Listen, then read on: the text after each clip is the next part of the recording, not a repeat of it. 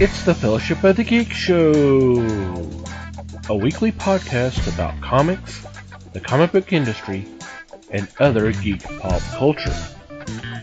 Music courtesy of Manny the Martyr. And now, on with the show!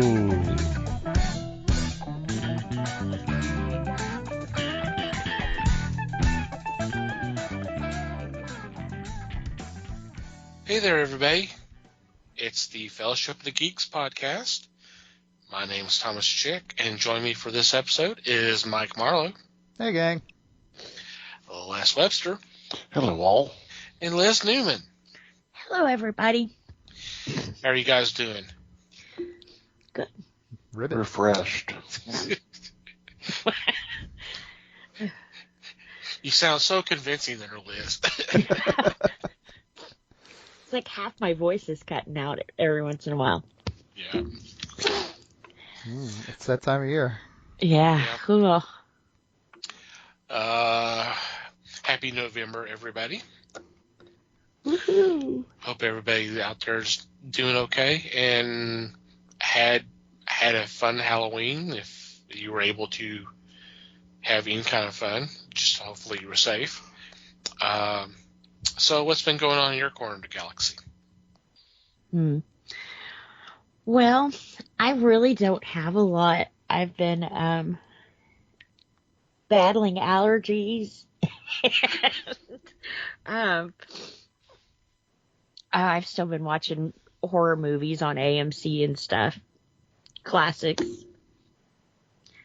But I'm pretty excited about what we're going to talk about tonight. I've actually watched that a few times now, so yay. It's one of those you forget about. And it's like, oh, yeah.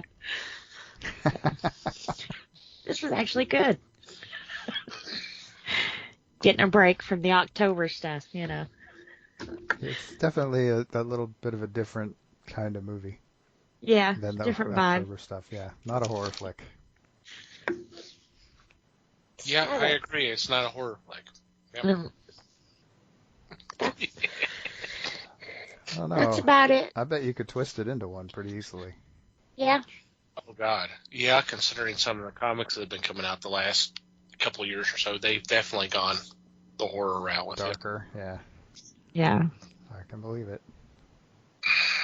Did you guys, by chance, see Into the Night? Was that what we reviewed? Nothing But the Night? Nothing But the Night was on AMC on the Oh my God, really? Turner. Wow. Oh, man. Well, the movies with the exclamation point channel showed Horror Express. Oh, jeez. Huh. I was actually honked off because I had just a little bit of time to flip through the channels, just kind of to shut my brain down one night, and they were one of them, I can't remember which, was showing Thing from Another World. And I was like, damn it, I wanted to watch this movie because it's kind of hard to track down. I haven't been able to track it down for a while. I've been wanting to see it for years. The 51 version? Yeah. Or it was yeah. That one of those channels that I was talking about was on I don't remember if it was on Twitch or Vaughn. I caught like the last half of it. And yeah, I love that movie, and I would love to track that down, because the version that I had, and this was on VHS, so that tells you how old it was so heavily edited. And because there was parts that I'm like, I don't remember this scene. I don't remember this conversation. And granted, I will say some of that maybe just because I don't remember, but it just seemed like it was so it seemed new to me. So I'm just thinking it was why did they edit this film so much? But yeah, I love the movie. It's a great film. Yeah, and I've been meaning to see it for a long time. It just has never. Every time I go to look for it, it's behind paywalls, and I'm like, damn it. Yeah. Nobody's showing it for free anywhere. You can't find it on YouTube. You can't find it on at least not any of the free. I mean, there's a lot more streaming services now than there used to be. So maybe I just need to look again. But and what annoyed me about it was because I knew it was right at the beginning, and I was like, because they were just walking up, to the spaceship, or to the big sheet of ice with the fins sticking out. And like, damn it, I know this is the beginning. I would love to sit here and watch it, but it was too late at night. I couldn't do it. I had to, get up and go to work the next morning and all that. Right. It sucked. Yeah. Yeah. That was a tangent and a half, too, wasn't it? Well, it's okay. Yeah, I mean, I enjoyed the heck out of that film. It was, it's directed by Christian Nyby, but man, when you watch it, you swear it's, if you're familiar with his work, you swear it's a Howard Hawks film. Well, just produced, some of the right? scene, huh? Didn't he produce? He produced. It's part of the production, and Nyby was actually Hawks was a mentor for him, and so. But there's, if you read up on it, there's controversy. They were saying that maybe Hawks actually did direct it, but this is kind of out of he didn't really do sci-fi. I mean, he did westerns and he's done some other stuff, but not necessarily sci-fi. Got the same thing with Poltergeist in the early 80s. There's lots of people that swear that Steven Spielberg directed that when it was Tobe Hooper's name on the thing. Anyway, there's another tangent. Sorry. That's okay. And the reason why I say that is the sequences with the lead, the captain, who's played by Kenneth Tobey, and then the love interest. Just the dialogue and the interaction between the two. God, if you watch any Hawks films, it's just like that. Whether it's The Big Sleep or Rio Bravo or that kind of stuff, it's just that kind of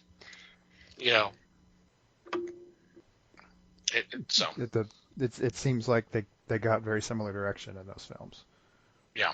Well, and the dialogue is kind of in that style too. So I mean, it's just So you see where I'm coming from, and that may be where some of that controversies come from. But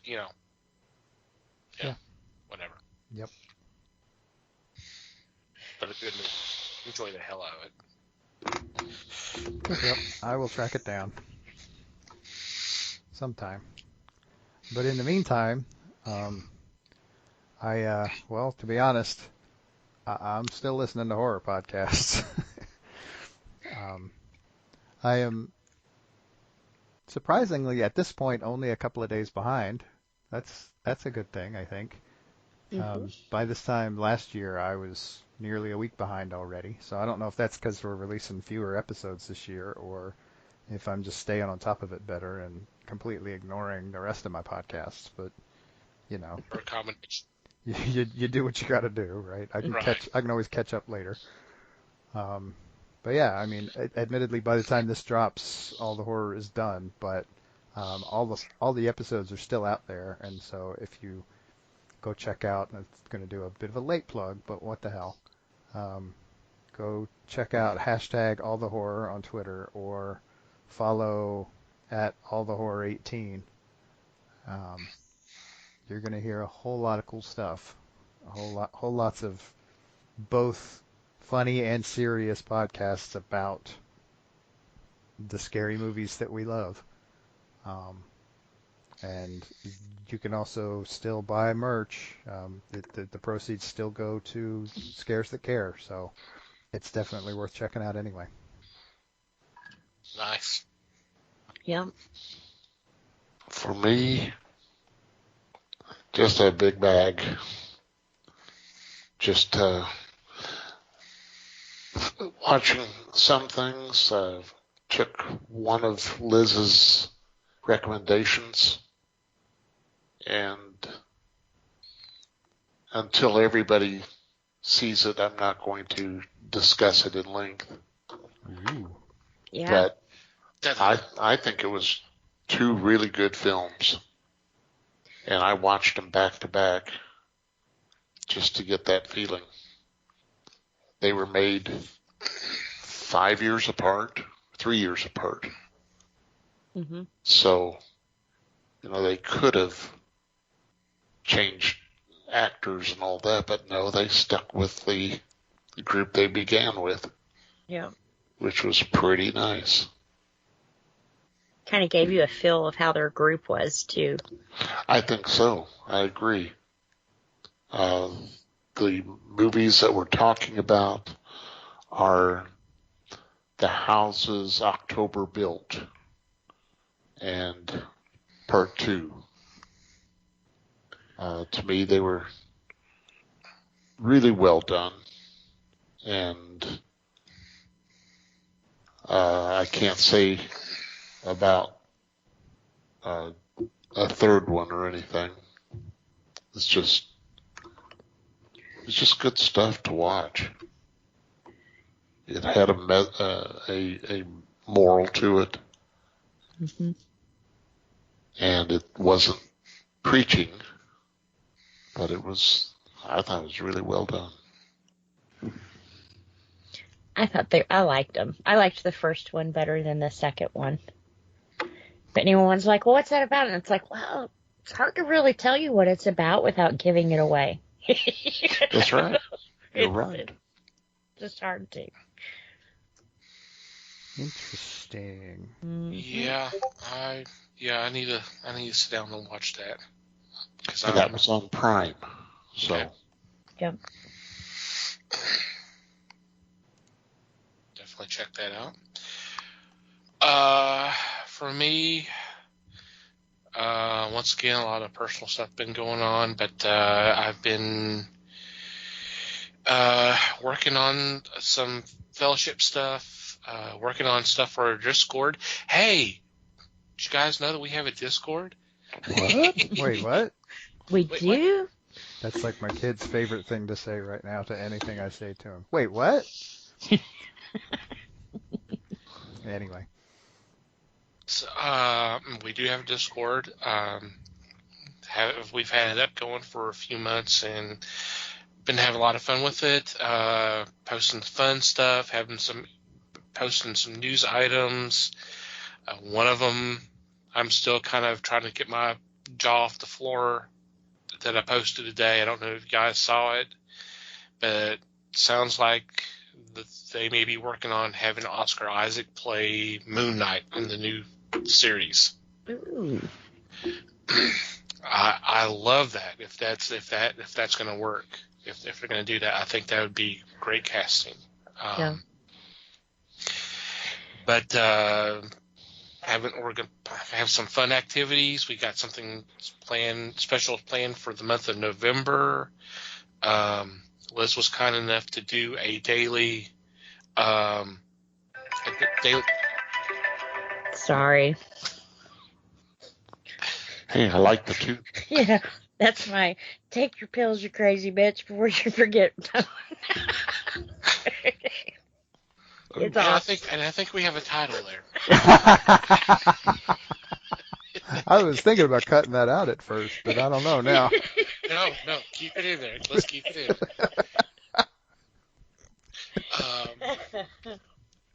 Sorry about that. It's okay. Speaking of Liz has been.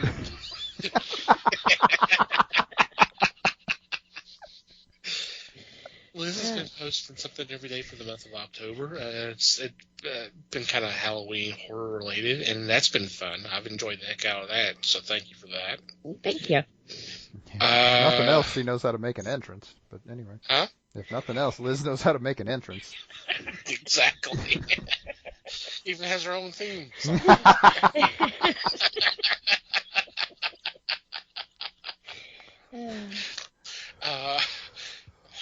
So, like I said, we have something kind of fun planned for November. We're doing our meet and gabs on the voice channel in our Discord. That's been fun. We've been doing that for the last couple of months as well. Planning to do a movie night. By the time this drops, we're going to have our first movie night and hopefully have a few more down the road.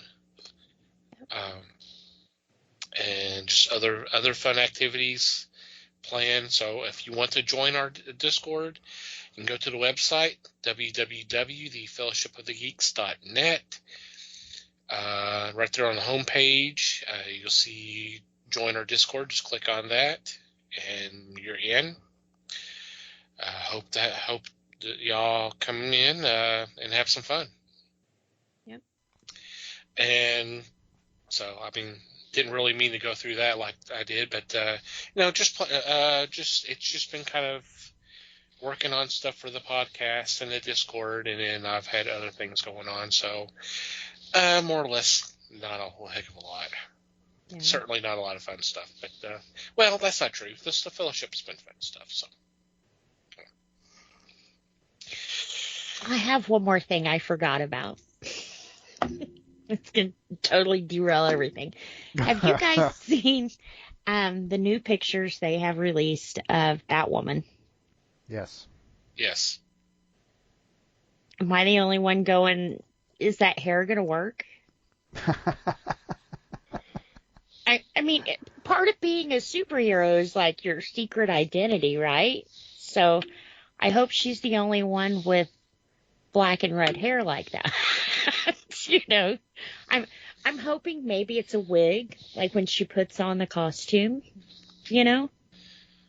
Well, that's how they did. That's how they did it with Batgirl on the Adam West Batman. Yeah. Because Barbara had dark hair, but when she changed into Batgirl, it was a cowl with red hair. Yeah. Who knows? We'll see. So I hope so. I don't know. Anyway, and I love the girl. She's absolutely gorgeous. I really do. But I don't know. we will have to see if I like this one. I didn't care for the first actress, not because of who she was necessarily. I think she bit off a big role and found out it was too much. Which, hey, props for her for backing out when she did, you know. But I don't know. I think as long as they don't go into the man-hating Batman again, then we're cool. But I think and I feel that what I've seen so far of Teen Titans on DC channel, they try so hard to stand out from Batman, and in the process, they tear him down. Why do they have to do that? I haven't seen the show, so I can't comment one way or the other. But the thing that kind of I have seen written about it is there was one article or one posting about why it seems like they have to tie the team to Batman once again. Yeah. It's like, you know, this team can be on its own. It has its own rogues gallery. You know, he trained him to be on their own. That's why he cycled the Robins out, right? He never wanted a sidekick. He wanted you know. Well, that may be how they did. That may be how they did it in the show. I like I said, I don't know, but you know. No, in the show, he just disappeared, which Batman would never do. But he just disappeared, and she was trying to figure out why, and he was, I mean, it was just a lot of Batman sucks kind of thing, you know. And then the trailer for Teen Titans, the very first thing that Nightwing says is, fuck Batman. Yeah. Well, why do you have to be like that? You know, even if you have some beef with the guy, he took you in, he trained you, he's wiped your nose for how many years, you know? You're forgetting that the word teen is in the title of this show, right? Yeah, true. Because teens don't have to be rational. That's part of the joy and charm. I guess I always says the guy with the him 14-year-old son. Right. and They always do. They'll fight you before they leave the nest, and then they'll beg you to come back. But, Sometimes in the same breath, but yeah. Yep. I just don't understand why they have to even bring Batman up at all, Because Batman is a moneymaker. Yep. Cash cow. But then make a Batman show. Right? I'm not watching Batwoman to watch Batman, That's what we had Gotham for a while for. You know what I'm saying? It's not a Batman show. That is the mindset of the powers that be. Yeah. I mean, Arrow was nothing but Batman, except for its Green Arrow. Yeah, pretty much. I mean, right down to using a lot of Batman's villains. It's like, you don't have to do that. But wasn't Green Arrow made to be what Batman couldn't be? Batman took the oath not to kill, and Green Arrow was like, I'll slit his throat. I don't Originally, care. Green Arrow was basically a rip-off of Batman, except for it was a bow and arrow theme instead of a bat. I mean, he was literally a copycat. He was. Although he wasn't... gritty. Huh? A little more gritty than Batman was, but... Not until the 70s, and that's the same time Batman. Well, actually, if anything, Batman was more gritty than... Because the way Batman started off in the 1939 to 40, I mean, he did carry a gun there for a bit until he got Robin. Yeah. So, I mean... But by the time Green Arrows came around, Batman was lighting up a little bit. Not to the extreme of what happened in the 50s, that we see in the 50s. Yeah. But he was literally a copycat of Batman. Am I wrong here, Les? No, you're correct. Yeah, didn't he? Yep. It was done by another publisher, which then DC bought out, right? Am I remembering this right? Or am I thinking of somebody? Am I confusing it with somebody else? I'm going to say that he was a product of DC. Yeah, I'm thinking what to do, but I mean, Okay. right down to Aerocopter, Aero Cave, Yeah. Aero Car. Instead of having a utility belt, he had a quiver with all these special gadgets on arrows. Mm-hmm. I mean, it was literally a ripoff. It wasn't until the 70s when they changed the costume and then gave him more of a liberal viewpoint that he really kind of separated from the way Batman was. See our Hard Traveling Heroes episode from a couple of months ago. There you go. Mm-hmm. It's kind of cool because in Injustice, Harley calls him out on that. In his little stupid name for things, so. Before they killed him, I should have stopped reading it then. Spoiler. But Yeah. they kind of played on that a little bit. The whole viewpoint in the Justice League books. Les probably remembers this. The arguments he would have with Carter Hall, the Hawkman. Yes. Because so it was kind of a heated, somewhat political arguments. Yeah. But politics were not in comics back then, so Of course not.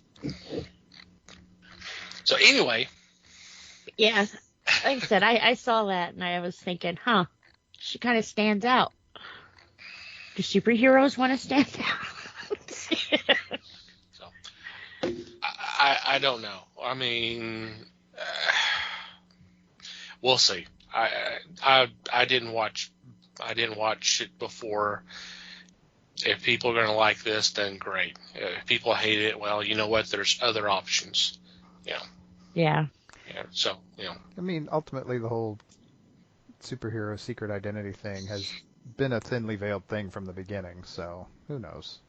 Yeah. Maybe they'll just... Maybe she'll be like Iron Man and she don't care who knows who she is. Right, that's possible too. Well, let's go ahead and get into this week's discussion. We made a little references to it earlier, but we're going to be discussing a movie this week. Sorry, guys, this is another movie in a series of weeks of movies, and next week's not going to get any better. How's that for a tease? But we are discussing the 1940 film The Mark of Zorro. Obviously, this is the 80th anniversary of the release of this film. This starred Tyrone Power and Linda Darnell and Basil Rathbone. Basil Rathbone from Sherlock Holmes, better known as Sherlock Holmes. I think this is the first one. This is the first movie I saw where he was the bad guy, but he does play the bad guy pretty well. Very well, yeah. He was a dick.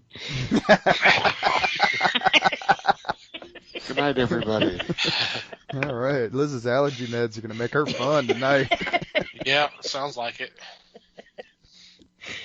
The premise of this film is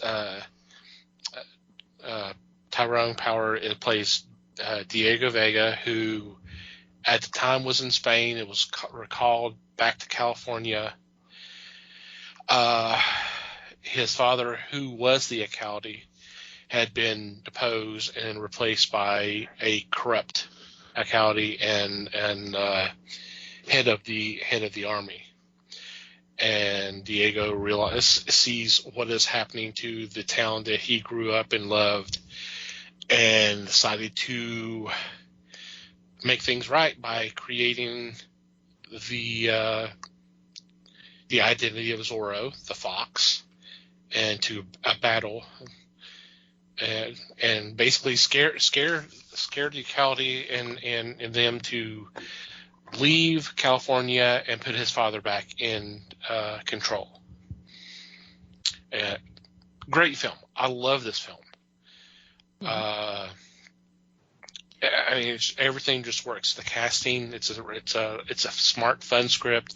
The music's beautiful. I love the music. Just everything about it just works so well, and you can see why it was so well received. So with that, I'm opening the floor to everybody else. I really like this one. I think I've always liked Zorro. I think all the Zorro stories out there, this is probably the best one that told it. The color, once he was a little bit more flamboyant during the day. And you can kind of feel that in this one too, even though it's black and white with the sparkles and stuff. But he was very la-ti-da, I don't want to get my fingers dirty kind of person. So it was really surprising that he was Zorro. Of course, we know from the very beginning he's Zorro, but, just totally night and day. Thanks for spoiling. Right. The 80-year-old movie. That was a remake of a 100-year-old movie on top of that. That's true. Yeah. But I thought, what was her name? Lolita? Linda Darnell is absolutely gorgeous. I always think it's funny when they have such a beautiful person in a movie and they're like, oh, nobody's ever told me I'm pretty before. And it's like, damn. What town do you live in? Right. BS. Well, it's just like all those teen movies where you got the socially awkward girl who they're gonna it's a project of being made up to look like a goddess, and basically all they do is take off the glasses and put on a little makeup, and that's it. It's like, okay. You're like, oh, she's so perfect now. Yeah, it's like, okay, yeah, whatever. And then here I am sitting with my glasses going, what the hell's wrong with glasses, people? But yeah, I thought she was absolutely gorgeous too. Did Eugene Pallett in Robin Hood, was he also the friar? Yes, he was. He was Friar Tuck. So that was pretty cool. And I liked the fight scene where he kept hitting everybody going, God forgive me, God forgive me. Yep. Mm-hmm. Friar Frog. Yeah. But all in all, it's a pretty good movie. I mean, I really wouldn't even say, other than it being a time period movie, it's not really a dated one either. It's still one that can be enjoyable and not a bunch of hokey language that you don't understand, or makes it sound weird. But I liked it. I didn't understand, though, when he first went into the bar and he said that he was the guy's son. Yeah, the son Everybody of the was like, alcalde. yeah. Yeah. They all were like, well, I thought they liked his dad. So why were they acting like that to him? Well, because his dad was not the alcalde at the time. It was the corrupt. Yeah, It Quintero was the other one. was Yeah. had been for a little while apparently. Yeah. Because honestly, in that time frame, because you're looking early 1800s, would have taken a while to get from Spain to California. To California. So, Yeah. yeah. Yeah. So he would have been alcalde for a while. And that was sad. Cat got your tongue? Oops. Yeah. My bad. Faux pas. Slip of the tongue. Oh wait, what? Oops. Ouch. And then the guy with the sword. Golly. I thought he was going to cut his face in half a couple of times. It's like, put the sword down and talk to people. Why you got to be playing with your sword all the time? Talking about the captain? Yeah. Yeah, Basil. Yep. because he was a dick. That's why. You did. Yep. Pretty much. We're back to that, huh? Okay. It's a power thing. In some of these outfits, I thought I was watching Men in Tights again. Yeah, where do you think they got that from? The Adventures of Robin Hood came out literally 2 years before this, which I can almost guarantee you is why this got made in the first place. But Yeah. they still did a really nice job with it. I mean, all in all, it was a pretty good movie. Yep, I like it, Mm-hmm. and it's funny because I went into it and I was like, I don't remember if I've seen this movie or not, and I started watching it and I'm like, it was a while into it before I realized, yeah, I've seen this before, but because apparently it's just been so dang long since I watched it. Yeah. Of course, I realized that I had a friend in college who would never have let me live if I hadn't watched this movie. So, but anyway, Who's Tough that door. friend? Jeff. Oh, yeah. Yeah, there's no way. This is one of his favorite movies, so there's no way. This and Adventures of Robin Hood. Well, I could definitely see Robin Hood. Yeah. Yeah, this was just as high on his list. Which is, I mean, they're both awesome movies, so Yeah. no complaints. I did think it was interesting that, I mean, not that there was anything wrong with him. I think Tyrone Power did a fantastic job with this movie. I was kind of curious as to why they put him in the lead when they brought over like half of the cast of Adventures of Robin Hood, it seemed. Yeah. Because, I mean, you mentioned the Friar, Liz, and obviously Basil Rathbone was the Sheriff of Yeah. Nottingham. And then Don Alejandro, who was Diego's father, that guy was also in Adventures of Robin Hood. Oh, that's true. So, yeah, it was like a reunion up in there. Oh. Which, hey, no complaints again. They all did a really nice job. But yeah, I thought it was, I kind of half wondered why Earl Flynn wasn't in this movie. All we were missing was Alan Hill Sr. I know. Not sure who he would have played, but whatever. Yeah. Although, honestly, what would have been fun to see would be have him play the alcalde. Yeah. That would have been interesting. But that's closer to a casting call than what we're doing here, so Right. won't go there. Yeah. I'll back off on that. Apparently, I'm pushing tangents today. I don't know why. It's okay. But yeah, I mean, I find it interesting that they chose now. And I mean, the only thing I can think of is they must have chosen now.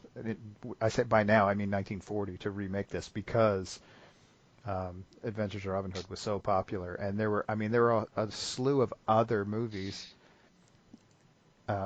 in that same vein at the time because Errol Flynn was a huge, huge star already, with stuff like what's the Captains of was it Captains of Castile? Castilla? I'm drawing a blank too. Sorry.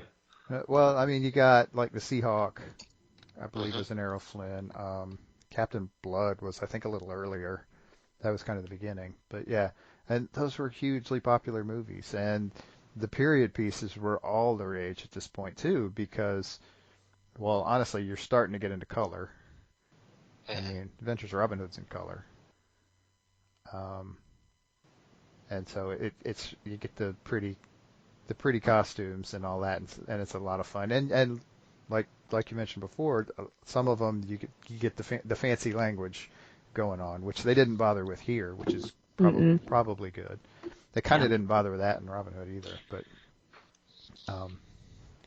but yeah, and I agree that it does make it more approachable even this far down the line.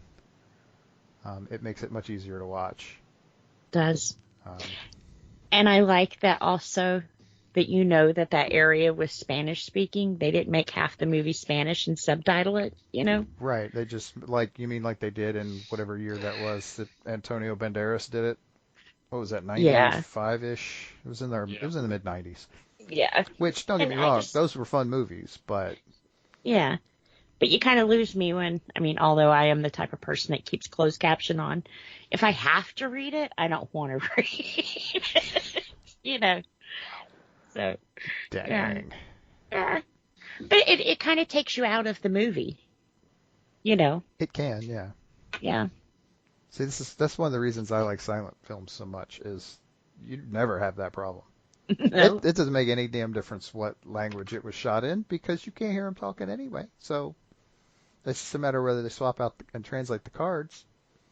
Because trying to watching a German silent film with German cards is tricky when you don't speak German. But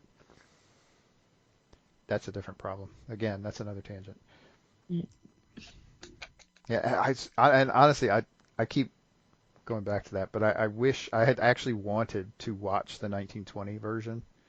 Yeah. Speaking of silent films, I think that's why it's on my brain.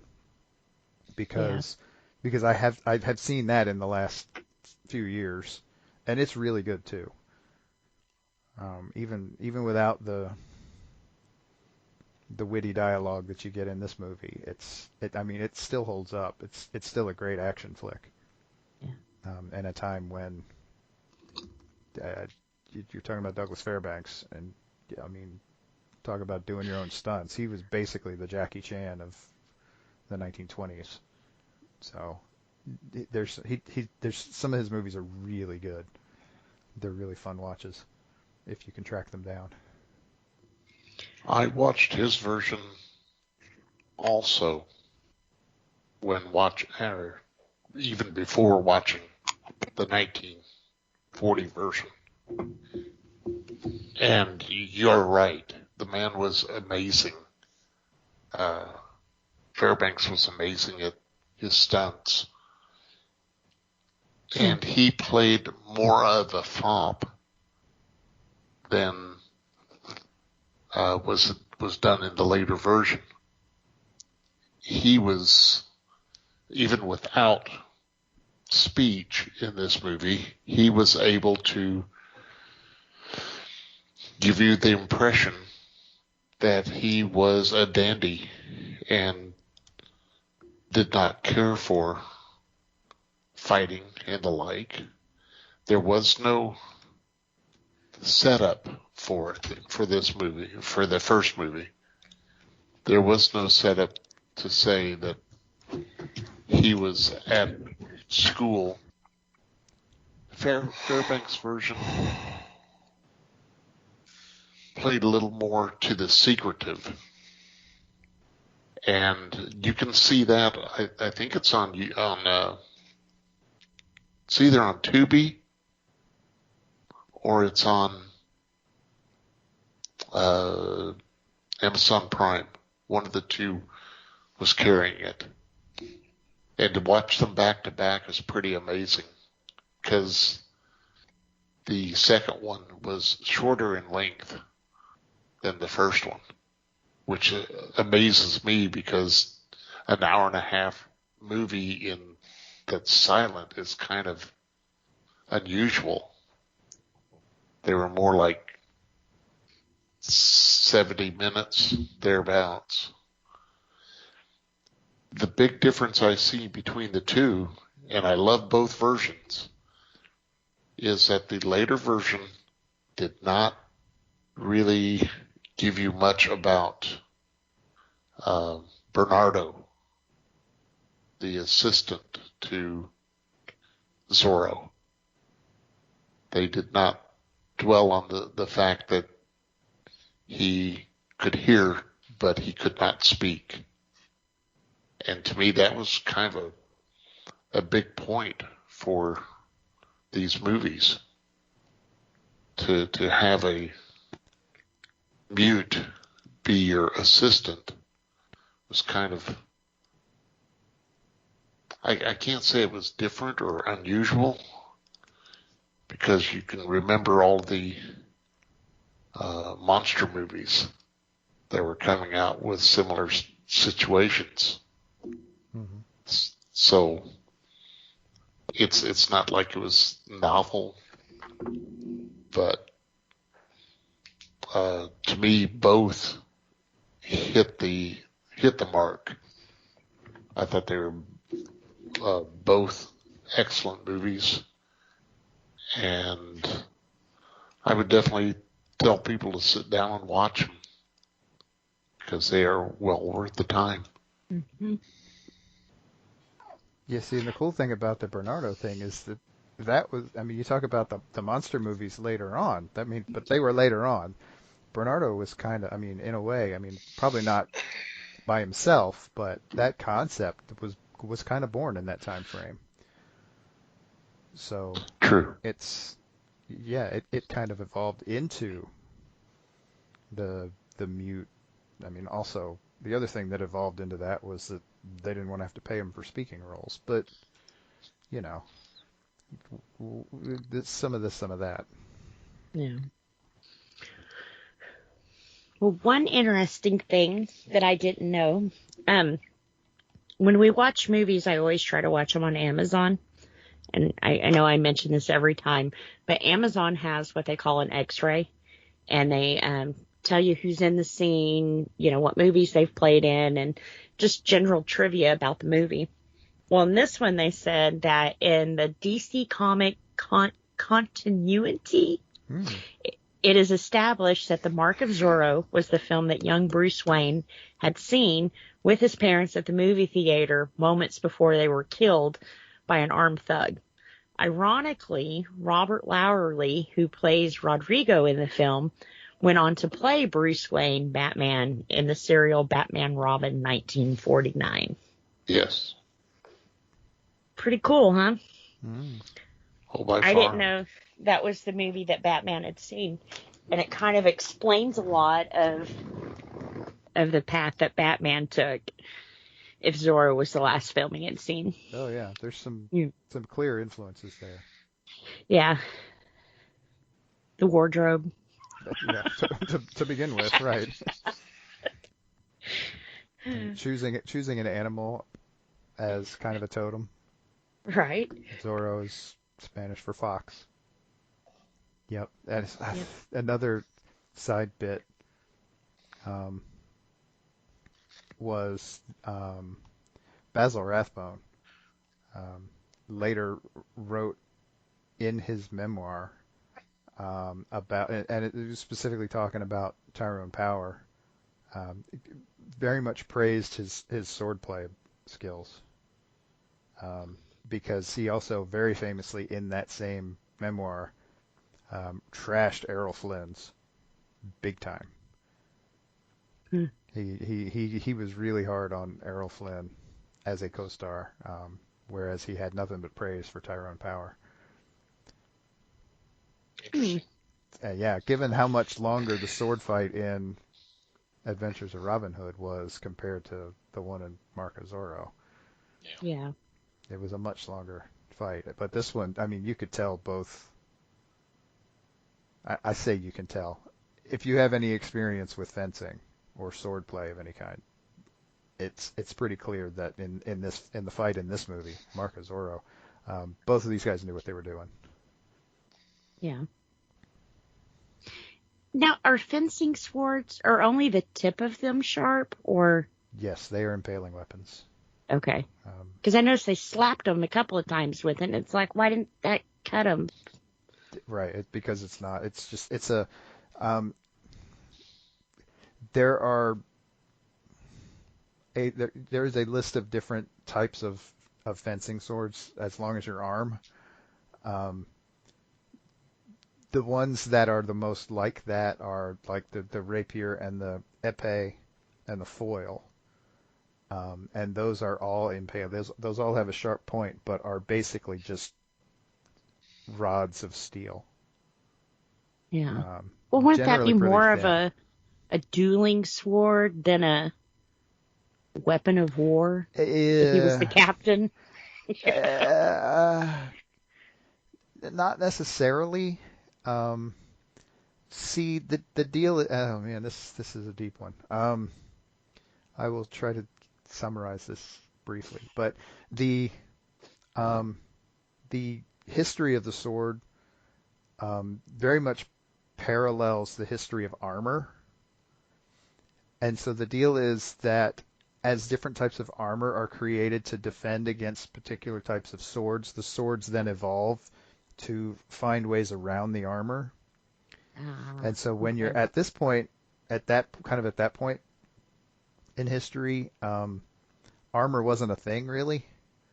Armor had gotten to the point where it got really, really heavy, like 300 years before, and then people found ways around it, and so they decided, well, screw it. If they're just going to shoot arrows through the chinks in our armor and through the chains in the chain mail armor, then there's no point. We might as well just not wear armor. Yeah. And one of the big pushes for that was gunpowder. When rifles, or the early predecessors of rifles and firearms in general, became to the point where you could actually hold them in your hand, it would just, unless you had such a thick piece of steel on your chest that you could barely move, it just would go right through. So they just kind of gave up on wearing armor at all. So, but once you do that, then it's quicker and easier to make a much thinner, pointy sword than to make this huge monstrosity piece of steel that will cut you. Honestly, a lot of like large, like two-handers, those are all blunt anyway. They're not actually cutting anything. Yeah, you're heaving that thing as hard as you can at something because you're trying to rattle it. So in that time frame, by the time you're getting to where you're not really wearing armor, because there are weapons that will just blow through it anyway, a small sword is not really, it's not necessarily to have a big sword. So they kind of narrowed them down and made them smaller. And then you could also, the smaller they were, the more athletic you could be with them. So that's when you get into the like fencing and stuff. That's cool. And honestly, it looks cooler on film anyway, to have them essentially in a very real sense, dancing around with the light swords is a lot more fun to watch than a couple of guys in huge tin cans banging on each other with something much bigger. Yeah. I mean, yes, jousting looks like fun, but once you get off the horses, it's just a couple of guys beating the crap out of each other with big metal sticks. And that's pokey sticks. Right. Well, but that's when you get the armor off, and you get to the pokies, and it looks better It looks more. You can choreograph it better anyway, and so it looks cooler in that regard. Yeah. But yeah, I also find it interesting that this story. I mean, I almost hate to compare and contrast again with the Adventures of Robin Hood, but the Robin Hood myth, and I mean, there's a reason why it's a myth. It's because it's been around for hundreds and hundreds of years, whereas the story for the Mark of Zorro was a relatively new story. I mean, based on some very similar ideas, but this was published. The story was called The Curse of Capistrano, and it was published in 1919 in the United States. I mean, this is basically it's kind of sort of an original story in the same vein. So it's kind of in that regard. I mean, because you're making you're this is the early days of Hollywood still, really. I mean, especially when you're doing it in 1920. I mean, the story had just come out. And, that was, what was it? It was Fairbanks himself that found it, wasn't it? I think so, yeah. Because he was, that was the 1920 film was actually the first movie released by the brand new United Artists well, I don't know if it was corporation back then, but it was a group of actors who decided that they didn't want to deal with the studios anymore. I mean, and this is 1920, so it's a fun backstory. But yeah, so and then it's I mean, in a way, it's kind of an essentially American story. Cultural appropriation notwithstanding, of course, because there's some stretches, we'll put it that way, in terms of in terms of Spanish California. But I think I don't think it takes away from the film, but I mean it also. I'm not the guy who should be judging that either.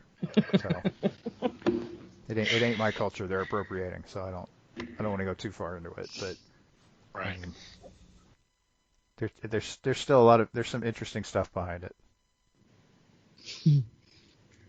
I wandered off on my own there, didn't I? Not really. Is this your? No, that's all right. Yeah. That's fine. I've just noticed on Amazon, now that I've watched all these weird movies and stuff in the last 3 years of the podcast, after watching Zorro, do you know what they recommend to watch? Killer Clowns from Outer Space. Oh, dear Lord. Attack of the Killer Donuts. Oh, Lord, not that one. Wow. No. Yeah. Even I'll turn my Munchie. nose up at that one. Oh, wow. I think you've been doing some extracurricular watching, too. Jesus. Wow. That ain't even Return of the close. Killer Tomatoes. Well, When were they here the first time? in for a penny, in for a pound, I guess. Holy shit. Like, wow. Unsolicited, completely unsolicited plug here. No, hear me, trust me. There is a podcast that I have been listening to for a little while. It is a movie podcast, and it is called Customers Also Watched. So, hi, Erica, if you happen to hear this. But yeah, her whole premise for this for this podcast is she watches a movie on Amazon Prime, and she has a guest on, and they discuss it, and they go through it, and they either, I mean, some have been really good, some have been really bad. But the way she picks the next movie is she goes to that list, that Customers Also Watched list. Oh, no. And she goes through, and her only rule is that she's not going to do something she's seen before. So she goes through that list, and her guest usually helps out, and she picks the next movie based on basically whatever they suggest. And yeah, it's That's pretty cool. it's a fun show. It's cool. You certainly hear about movies you would never hear about otherwise. Right. Lately, she's been sort of stuck in the 70s, but I think that's kind of her wheelhouse anyway. But yeah, Yeah. Huh. it's cool. I've heard of some of these. I've watched the Critter movies. But Munchie has Lonnie Anderson in it and Dom DeLuise, and I don't think I've seen this.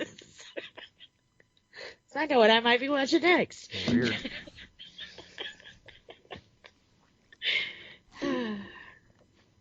Speaking of 70s movies, holy cow. Right. Clownergeist. I don't even want to know. It sounds like something my son would want to watch. Oh, there was a Sharknado. Now there's a Clownado. Oh yeah, I've not seen the movie, but I have seen that there is a Clownado. I said, don't get it twisted. Too late. Okay, I have to add that one to my playlist too. Do you? Do you really?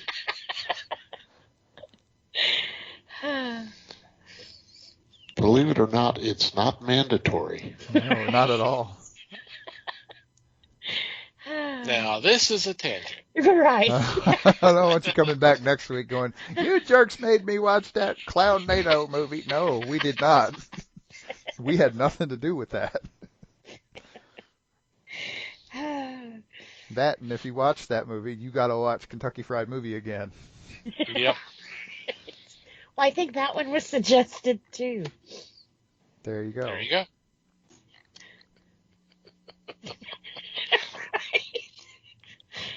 Like, oh man. All right, Tyrone Powers.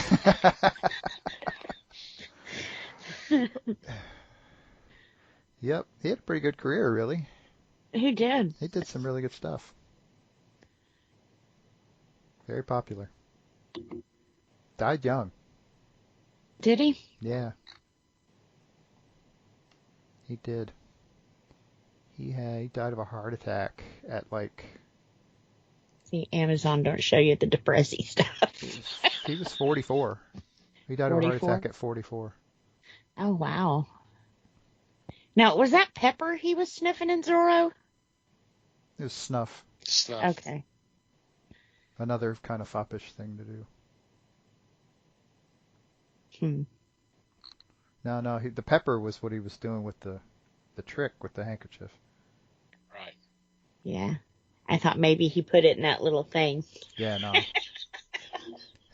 That was playing up the fop thing. Totally different stuff. I mean, kind of an early predecessor of cocaine to an extent, but very stylish at the time. Oh, and he died in Madrid, Spain, where he said in the movie he wasn't going back to.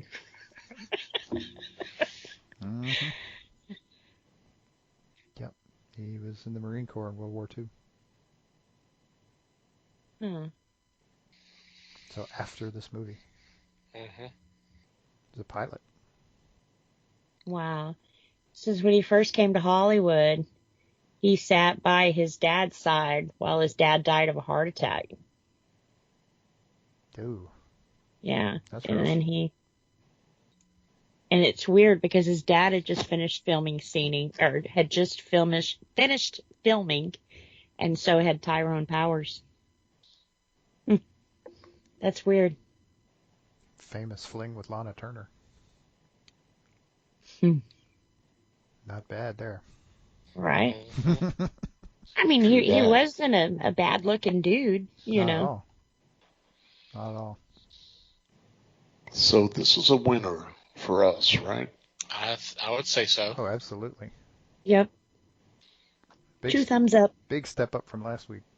Yep. I It's kind of like Trip and brain fall bleach from last week. I think we might do pretty well next week too, to be honest. Yeah. Again, with this, I don't want to spoil anything, but Mm-hmm. again, we're shifting styles a bit next week. Yeah, I would agree with that. All right, on that note, we are going to take a quick break and be back with our weekly picks.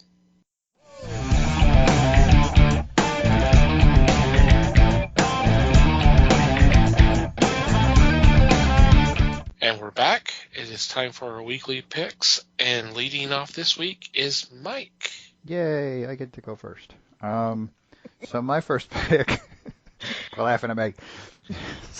So my first pick is from IDW, and the Dungeons and Dragons group have got a new book coming out, and this is called Dungeons and Dragons at the Spine of the World. This is issue number 1, and we've got a new set of heroes in a new location, which the Spine of the World, if you're not familiar and with Forgotten Realms, is a mountain range that is like at the far northern edges of the world. So it's really cold. And so we've got a setting that hasn't been explored a whole lot in comics, so that'll be fun. And we've got a whole new creative team, so that'll be fun. I'm looking forward to this. Sounds good. I can see why. Mm-hmm. Nice. Alrighty, I am next, and for my first pick, it's a new series from Aftershock Comics called Red Atlantis. And I'm just going to go ahead and read the synopsis here, because this is what's got me interested. A series of unexplained violent crimes on Election Day around the U.S. leads the FBI to zero in on a covert group of Russian terrorists. When a Texas journalism student named Miriam accidentally finds herself mixed up in the investigation, her life will never be the same. With political espionage, treason, and even mind control, can she clear her name and stop the U.S. from entering a new Cold War? Very cool. Interesting, right? Yeah. And you can see why I'm kind of got my curiosity piqued. Mm-hmm. Alrighty, Les. My first choice comes from Albatross Funny Books. It is La Diabla, number 1. I bring this one in because it is Eric Powell, creator of Hillbilly and The Goon, among others. And in this, you are going to meet the character La Diabla, but they don't know what focus she has. Is she a vigilante, a phantom, a beast from hell? And because of this, she is sent to strike down the unworthy. According to their synopsis, they call her a rocker, a roller, out of controller. So we'll see how this one plays out. And with Powell being the writer for this, I'm really looking forward to this one.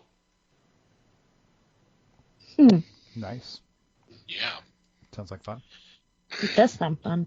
Mm-hmm. All right, Liz, you are next. All right. For my first pick, it's out of Acme Inc. It's called Billy the Kid. This tells the story of Billy, who it sounds like her dad was a Sheriff Bob Wickett, and he was an abusive asshole. And so he came home one night and got into a fight with her mom, and Billy winds up shooting him. So her mom, not wanting her to get in trouble, tells her, you're going to have to run. You know, he's a sheriff, you killed him, you're going to have to run. So she goes on the run, and she meets up with an old outlaw, Pat Hill, and he teaches her how to survive and how to be on the run and pretty much blend in and disappear. So she becomes no longer Billy, she's Billy the Kid. So cute twist on an old story. definitely should be a good one. Sounds very interesting, anyways, you know. So we Yeah. shall see. That's quite a premise. Yeah. Yep. That's just the first issue. Mm. Alrighty. Mike, you're up again. Okie dokie.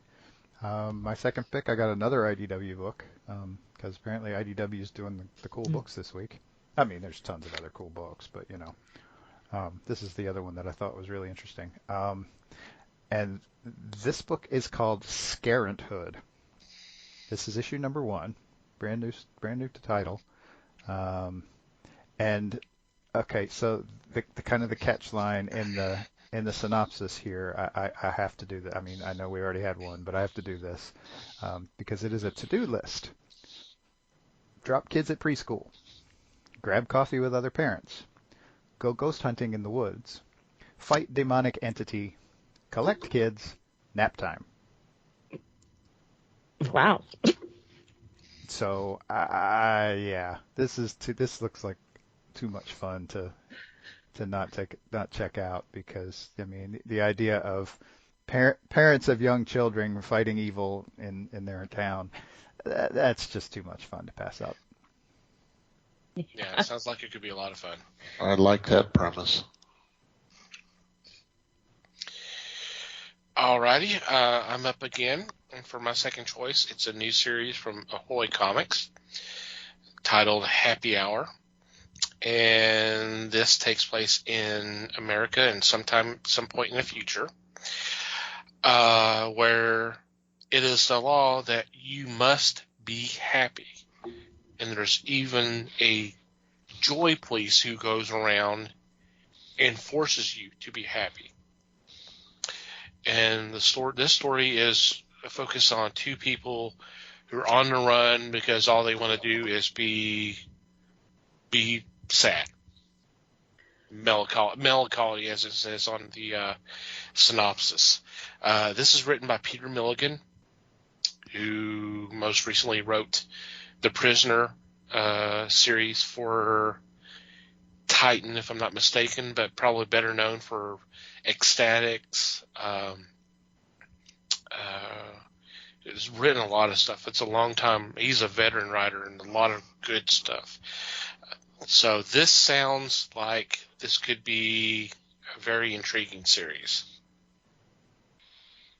Yeah, that does sound cool. It does. Was anybody else thinking of Ren and Stimpy? Happy, happy, joy, joy. No, but I was thinking your little emo heart was going, hey, wait a minute. Let's say that doesn't sound like the place I want to live.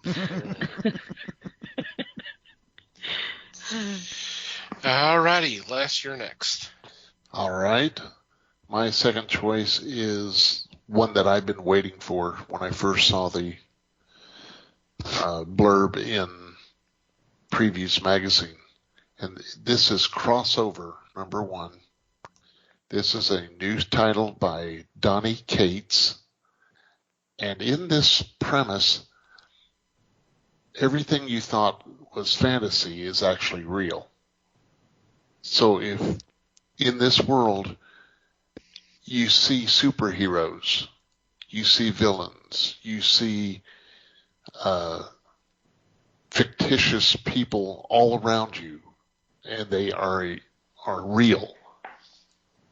This one I thought was going to be so much fun to see how they intermingle the living with their fictitious counterparts.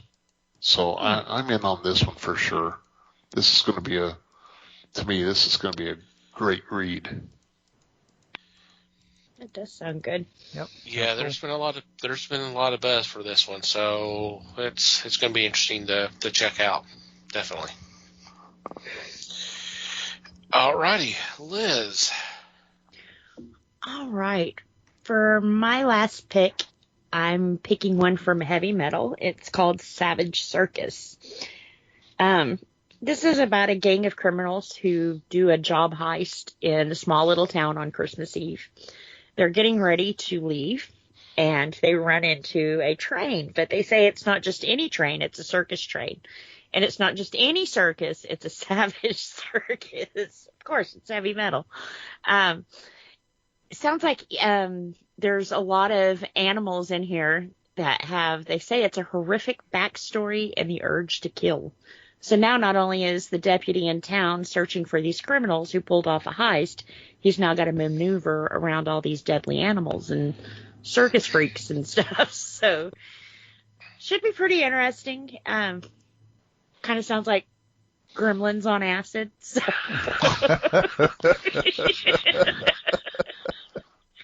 It should be pretty good. Wow. Cool. Yeah, this was on my radar too. Yeah. All righty. Any special shout outs or mentions this week? No, I don't think so. Okay. Go ahead and go on to our regular shout outs.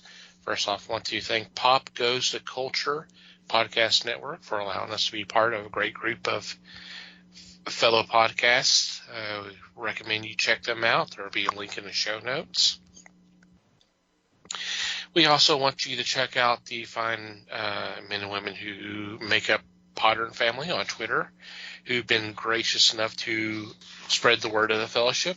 And the easiest way to check out their shows is to do a search, hashtag Podern Family, one word, and just scroll through, and whatever catches your fancy, just download that episode and have a good time listening.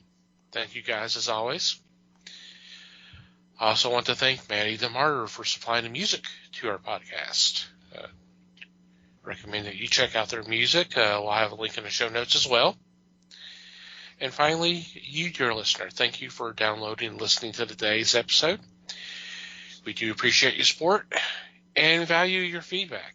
If you have any comments, questions, suggestions, complaints, observations, what have you, please send them our way. And there are several ways you can reach out to us. Our email address is email@thefellowshipofthegeeks.net, or you can go to the website and go to the About Us page, and there's a contact form that you can fill out. There's also our open invite to join our Discord. You can contact us that way as well. You can follow us on our social media.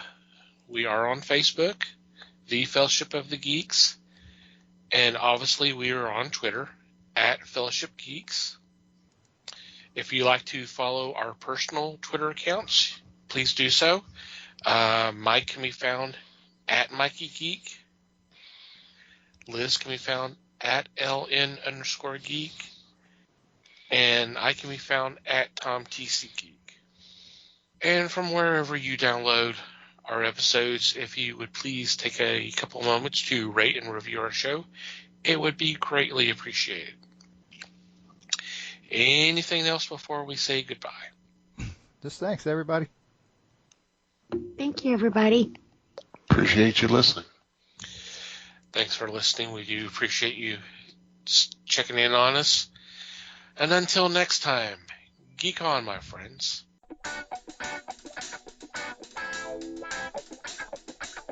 We thank you for listening to the show.